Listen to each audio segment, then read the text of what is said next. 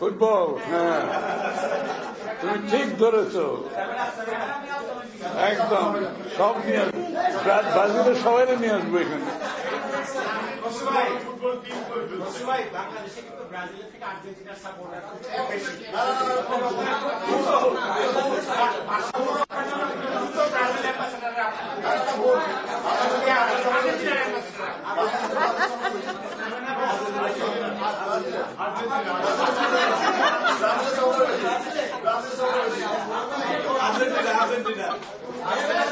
ঠিক আছে,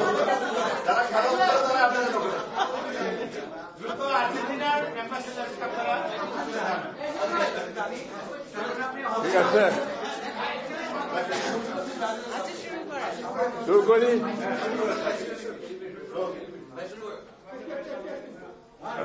সাংবাদিক ভাই বোনেরা, আসসালামু আলাইকুম। সবাইকে ধন্যবাদ জানাচ্ছি। শীতের সকালে আমাদের আসার আগ থেকে আপনারা এখানে এসে পৌঁছেছে। ব্রাজিলিয়ান অ্যাম্বাসেডর সৌজন্য সাক্ষাৎকারে এসেছিল। স্বভাবতই ব্রাজিল বাংলাদেশ দুই দেশের সম্পর্কটা নিয়ে বিস্তারিত আলোচনা হয়েছে এবং দুই দেশের মধ্যে যে সম্ভাবনাগুলো আছে সেগুলো নিয়ে আলোচনা হয়েছে। তার মধ্যে প্রথমত হচ্ছে এগ্রিকালচারাল, কৃষিতে যে কোঅপারেশন। আপনারা জানেন ব্রাজিল তো কৃষির দিক থেকে অনেক শক্তিশালী এবং এগিয়ে আছে। ব্রাজিল থেকে আমরা প্রচুর কমোডিটি ইম্পোর্ট করি, চিনি সহ, এবং আমরা ওখানে জুট রপ্তানি করতাম, কিন্তু একটা এম্বার্গো আছে, এখন ওটা আলাপ করবো আমি। ফার্মাসিউটিক্যালস এর কিছু রপ্তানি হচ্ছে, বাট আরো সম্ভাবনা আছে আমাদের। আর ব্রাজিলে গার্মেন্টস রপ্তানি হচ্ছে, সেখানে আরো বড় ধরনের সম্ভাবনা আছে, সেটা নিয়ে আলোচনা হয়েছে। দুই দেশের মধ্যে কৃষিতে কোঅপারেশনের ব্যাপারে আলোচনা হয়েছে, যে মিল্ক প্রোডাকশন সম্বন্ধে ওদের ধারণা। বাংলাদেশের প্রতিটি গরুতে যে এখন দুধ দিচ্ছে সেটা অনেক কম, এটা বাংলার জন্য অনেক সুযোগ আছে, সেখানে তারা কোঅপারেট করতে রাজি আছে। এবং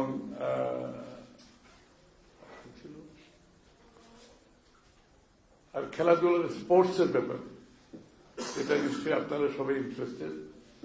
স্পোর্টস এর বেলায় কোঅপারেশনের আমরা রেজ করেছি যে ব্রাজিলিয়ান কোচ টোচ এনে এখানে আমাদের বাংলাদেশের ফুটবলটাকে আরো কিভাবে ইমপ্রুভ করা যায়।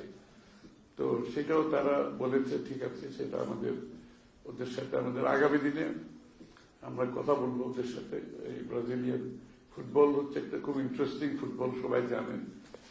ওদের খেলাটা আমাদের সাউথ আমেরিকান ফুটবলটা একটু ভিন্ন এবং এটা আমাদের লোকজন খুব ভালোবাসে, এটা একটা স্কিল আলাদা আছে।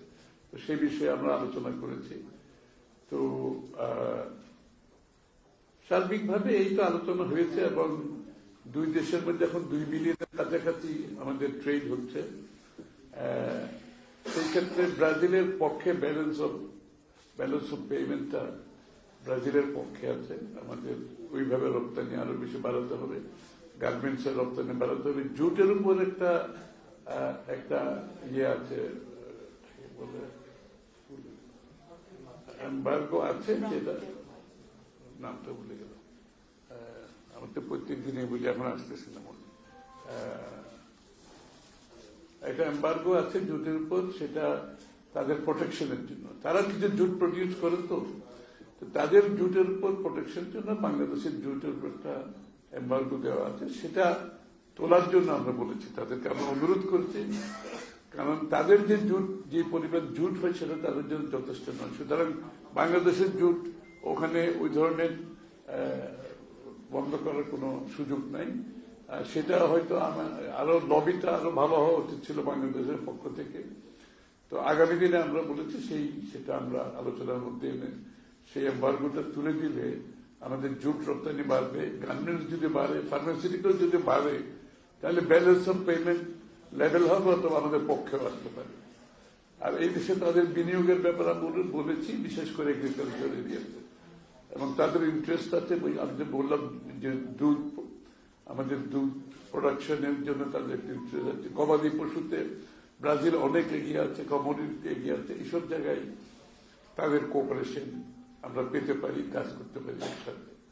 এবং কালচারাল এরিয়া তো এমওইউ সই হতে যাচ্ছে অথবা হয়েছে। এখানে আমাদের আছে সাউথ আমেরিকান কালচার, বাংলাদেশের কালচার। এখন তো গ্লোবালি কালচারাল একটা এক্সচেঞ্জ হচ্ছে সব জায়গায়। আমাদের কিছু ছেলে মেয়েরা সেখানে পড়তে গিয়েছে ইতিমধ্যে। সেটাও মেবি এগ্রিকালচার এরিয়াতে যদি সেই এডুকেশন গুলো আমরা দিতে পারি, তাহলে তারা ফেরত এসে আমাদের এগ্রিকালচার সেক্টরে কন্ট্রিবিউট করতে পারে। এই তো ভাবতে কিছু নাই। হ্যাঁ, নির্বাচন নিয়ে কথা হচ্ছে। তারা মনে করে স্বাভাবিকভাবে নির্বাচন তো সবাই দেখতেছে, এবং তারা মন্তব্য করে নির্বাচন তারা মনে করছে নির্বাচন হবে, এবং বাকিটা বলা যাবে না।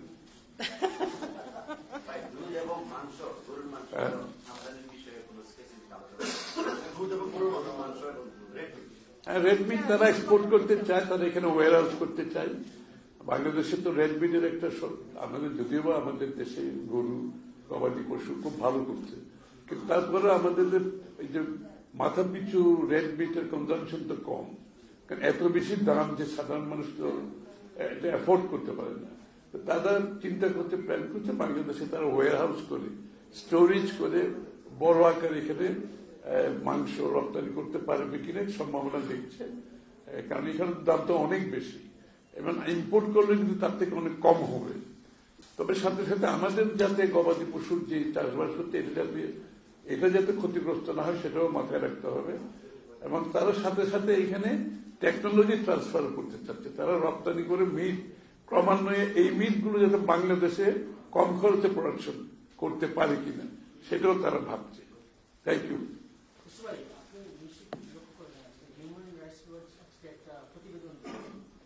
বাংলাদেশ সংসদে তারা বলেছে যে আওয়ামী লীগকে নির্বাচন থেকে বাইরে রাখার আলোচনা নিয়ে তারা উদ্বেগ প্রকাশ করেছে, এবং তারা আশঙ্কা করছে যে অতীতে যে 3টা ইলেকশন হয়েছে সেই নির্বাচন অতীতে যে 3টা ইলেকশন হয়েছে আওয়ামী লীগের আমলে, সেই ইলেকশনগুলোতে অংশগ্রহণ নির্বাচন হয় নাই, সেখানে মানুষের সুযোগ ছিল না, তার পছন্দের প্রতিনিধি বেছে নেয়। তো তাদের আশঙ্কাটার কারণ হচ্ছে তারা বলছে যে আওয়ামী লীগকে বাইরে রাখা যত বড় একটা দল, তাহলে মানুষ তার পছন্দের প্রার্থীকে বেছে নেওয়ার যে সুযোগ আমরা বলছি সেটা থেকে তারা বলতে হবে। আরেকটা অংশে তারা বলেছে যে মানে আমাদের যে আইসিটি আইন আছে, সেই আইনে মৃত্যুদণ্ডের যে ধারা সেইটি যদি বাতিল করা হয় তাহলে শেখ হাসিনাকে ফেরত দেওয়ার বিষয়ে তারা ভারতকে চাপ দিতে থাকে। এই ধরনের প্রতিবেদনে তারা উল্লেখ করেছে। আর পুলিশের রিফর্ম নিয়ে তারা বলছে এটা আসলে রাজনীতির যেভাবে জড়িয়ে গেছে ব্যবহার করা হচ্ছে থেকে বের করে আনাটা কঠিন হবে, এবং র্যাব বিলুপ্তির ব্যাপারে তারা সুপারিশ করেছে যে এত অভিযোগ বাহিনীটা আসলে রাখার কোন যৌক্তিকতা নেই। আমি সব জানলাম, তবে আজকের বিষয়ের উপর আমরা স্টিক করি। ঠিক আছে, আমি তো বললাম যে তোমাদেরকে ব্রাজিলের সাথে এটা কোনো সম্পর্ক নেই।